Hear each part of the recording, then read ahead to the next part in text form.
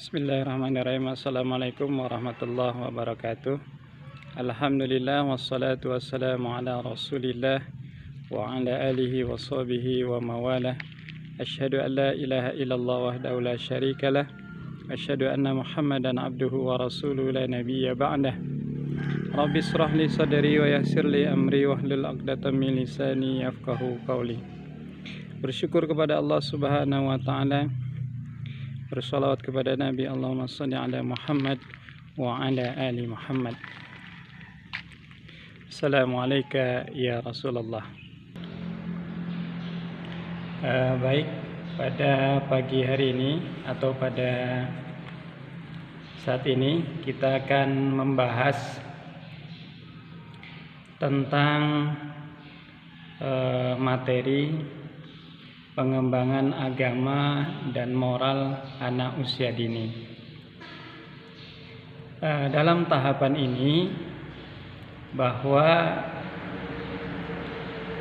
agama dan moral itu sangat penting dalam kehidupan manusia, karena moral atau akhlak dan termasuk agama pada diri seorang itu akan menjadi pribadi yang menunjukkan seseorang itu.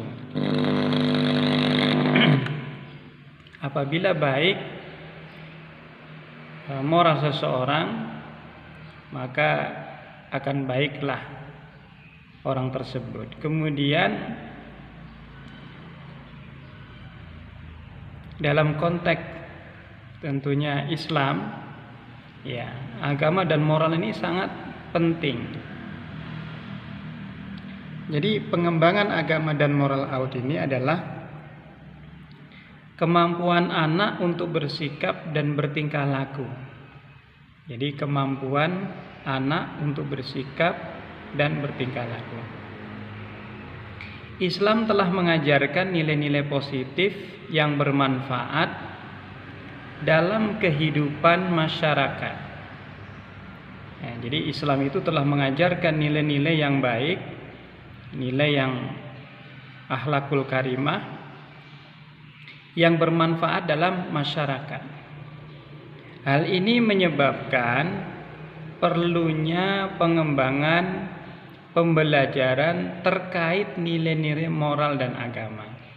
Karena begitu pentingnya moral dan agama itu di dalam kehidupan manusia, tentunya bagi umat Islam. Sehingga dengan pentingnya dan tentang agama dan moral ini, tentu bagaimana cara pengembangan nilai moral dan agama tersebut. Perkembangan moral adalah mencakup tentang perkembangan pikiran atau disebut dengan kognitif, perasaan, perilaku menurut aturan atau kebiasaan mengenai hal-hal yang seharusnya dilakukan seseorang ketika berinteraksi dengan orang lain. Jadi ketika kita berinteraksi dengan orang lain, tentu ada hal-hal, ada aturan-aturan yang harus kita lakukan agar yang kita lakukan itu benar-benar sesuai dengan moral dan agama tentunya yang kita anut.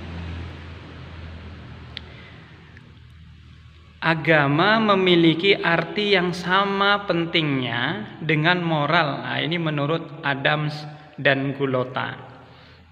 Menurut dia bahwa agama memiliki arti yang sama pentingnya dengan moral. Tetapi menurut saya bahwa agama dan moral itu, kalau dalam agama, bahwa agamalah aturan tertinggi, sedangkan di dalam agama itu sudah tercakup tentang bagaimana moral, atau dalam bahasa agama itu disebut dengan akhlak, ya, akhlak, ya. Jadi agama itu secara garis besarnya, kemudian akhlak itu ya turunannya daripada agama itu. Baik, agama memberikan sebuah rangkaian moral. Jadi agama itu akan memberikan rangkaian moral sehingga seseorang itu mampu membandingkan tingkah laku. Jadi dengan agama itu, ya, seseorang itu mampu membandingkan tingkah laku, ini yang baik, ini yang tidak baik, ini yang positif, ini yang negatif. Agama dapat menjelaskan kenapa seseorang hidup di dunia. Jadi dengan adanya agama, ya, seseorang itu bisa menjelaskan kenapa seseorang hidup di dunia.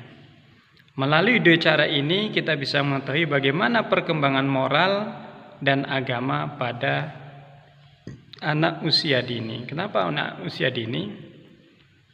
Karena di usia dini inilah memiliki banyak perkembangan-perkembangan yang memang harus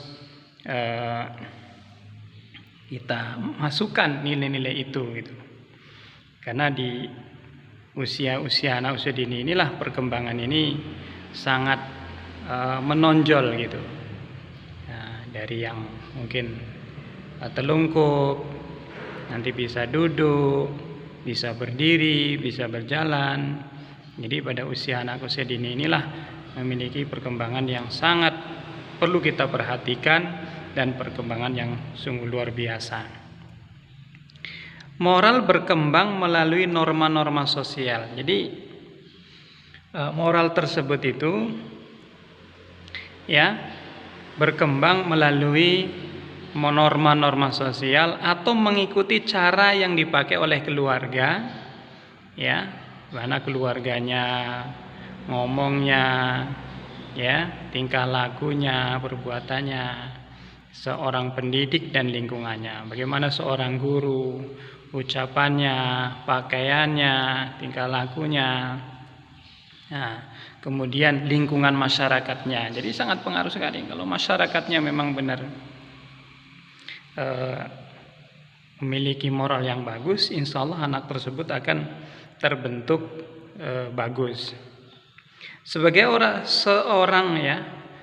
seseorang yang penting dalam mengasuh agar anak menjadi contoh yang baik dan memberikan norma yang sesuai dengan perkembangan anak.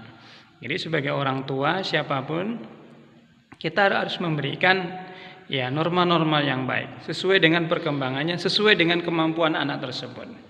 Ya, anak tersebut usia berapa?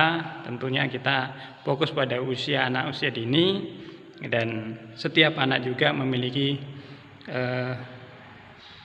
perkembangannya masing-masing. Sama-sama umur 5 tahun, tetapi perkembangan ya laju kembangnya itu lambat atau lajunya itu sesuai dengan anak-anak, tidak bisa disamakan antara anak satu dengan yang lain. Kemudian teori perkembangan moral. Yang pertama adalah heteronomous morality. Ya, jadi heteronomous morality ini yaitu pada usia 5 sampai 10 tahun. Nah, pada perkembangan atau pada tahap ini anak itu mengenal apa itu moral, tetapi belum bisa menyadari bahwa moral itu perlu. Nah, jadi tahap ini mengenal apa itu moral, tetapi belum bisa menyadari bahwa moral itu perlu atau tidaknya, dia belum bisa memahami. Jadi usia 5 sampai 10 tahun. Ya, pada usia anak inilah sehingga kadang tahu sebenarnya anak ini bahwa ini baik, ini tidak baik. Oh, ini licin. Oh, ini kalau jatuh ini sakit. Dia sebenarnya tahu, tapi dia belum menyadari moral itu apa sih. Ya. Kemudian bahaya itu apa sih? Ya. Kemudian yang kedua adalah autonomous morality atau morality of cooperation. Nah, inilah pada usia 10 tahun ke atas. Pada tahap ini anak sudah mulai tumbuh melalui kesadaran, berpikir tentang mana moral yang baik atau tidak baik. Ya, jadi pada usia 10 tahun ke atas, disinilah anak ini sudah mulai tahu apakah ini yang baik, ini yang buruk, sehingga pada usia 10 tahun ini seorang laki-laki disuruh untuk sholat, kalau tidak dipukul, karena pada usia itu sudah memiliki tatanan pola pikir yang dia tahu ya, bahwa kalau tidak dilakukan ini punishment-nya, ini hukumannya. Dia sudah tahu bahwa mana yang baik, mana yang buruk. Kemudian selanjutnya, tahap-tahap perkembangan agama dihubungkan dengan teori perkembangan. Tahap yang pertama adalah awal masa anak-anak, yaitu usia 0 atau 1 sampai 6 tahun. Nah, usia anak-anak 1 sampai 6 tahun. Nah, disinilah perkembangan yang bagus untuk hafalan. Jadi kalau anak-anak umur 1 sampai 6 tahun hendaknya ini sebaiknya hafalan saja yang kaitannya dengan pendengaran, ya, telinga. Nah, ini kenapa di dalam Islam ketika baru lahir diazankan, apa hubungannya? Padahal dia matanya belum lihat, tetapi telinganya sangat tajam. Sehingga jangan disepelekan. Anak usia 1 sampai 6 tahun itu apa yang dia dengar, insya Allah dia akan ingat nanti kalau sudah dewasa. Jadi begitu pentingnya bahwa pada masa tahap awal ini usia 1 sampai 6 tahun ya hendaknya sebagai orang tua tentu jadikanlah kesempatan, karena disebut dengan golden age, yaitu usia keemasan, usia yang sangat berpengaruh, dasar-dasar agama, dasar-dasar keilmuan. Ya paling tidak di usia ini hendaknya kita banyak untuk menyampaikan mungkin doa-doa, hafalan-hafalan, niat dan lain sebagainya perlu kita sampaikan. Makanya anak-anak di usia ini ketika diberikan nyanyian di TK itu dia cepat hafalnya. Yang kedua, yaitu tahap kedua, akhir masa anak-anak, yaitu 6 sampai 11 tahun. Nah, jadi ini pikirannya itu logis. Usia 6 sampai 11 tahun memiliki pemikiran yang logis. Kalau A ya A, kalau yang B yang B, belum bisa dia memahami bahasa tersirat atau kata tersirat. Nah, dia berpikirnya logis saja, yang tampak saja, yang nyata saja. Tahap ketiga adalah awal masa remaja, yaitu 15 sampai 15 tahun. Berarti sekitaran pada usia 5 SD sampai kepada 3 SMP. Nah, ini pemikirannya abstrak, ya, menyesuaikan diri dengan orang lain. Dia sudah bisa menyesuaikan diri dengan lingkungannya, dengan teman sebayanya, sudah mulai bisa menyesuaikan dengan orang tuanya, dengan gurunya. Nah, pada usia 3 SMP ini maksimal sudah memiliki tahapan yaitu pemikiran lebih abstrak. Yang keempat adalah akhir masa remaja dan awal dewasa, itu pada usia 15-18 tahun. Pemikiran pertama kali memikul tanggung jawab. Nah, jadi pada usia 18 tahun ini memiliki sudah mulai muncul bahwa dia mulai bertanggung jawab kalau diberikan tugas atau dalam hal apapun itu. Pada usia ini dia sudah mulai ketika diberikan tanggung jawab atau tugas, dia sudah melaksanakannya dengan tanggung jawab gitu.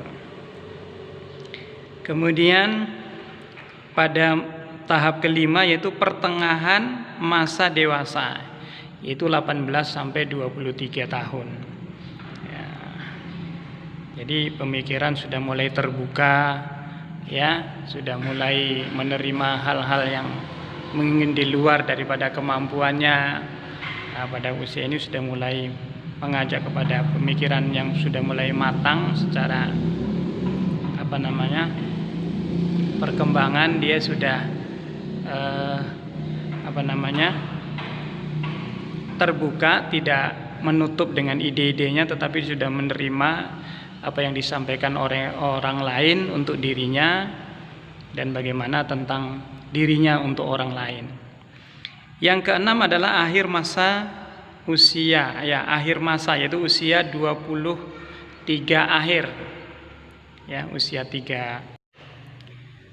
Kemudian selanjutnya adalah yang keenam, akhir atau akhir masa, yaitu usia 23 sampai akhir. Itu pemikiran sudah mulai melupakan dunia dan lebih memikirkan akhirat. Jadi kalau sudah di atas 23 tahun, itu prosesnya sudah memikirkan ke arah yang akhirat. Nah, seperti apa, bukan hanya dunia saja, tetapi sudah mikir yang lebih kepada ke akhirat. Dan kesimpulannya adalah dari pemakaran yang disampaikan tadi, bahwa perkembangan moral dan agama pada anak usia dini sangatlah penting. Sebagai orang tua ya harus mampu membimbing, mendidik, mengasuh dan mengarahkan ke arah yang benar dengan moral dan agama, sehingga menjadi manusia yang paripurna, yaitu manusia yang soleh. Demikian untuk penyampaian tentang bagaimana perkembangan agama, moral dan aud. Assalamualaikum warahmatullahi wabarakatuh.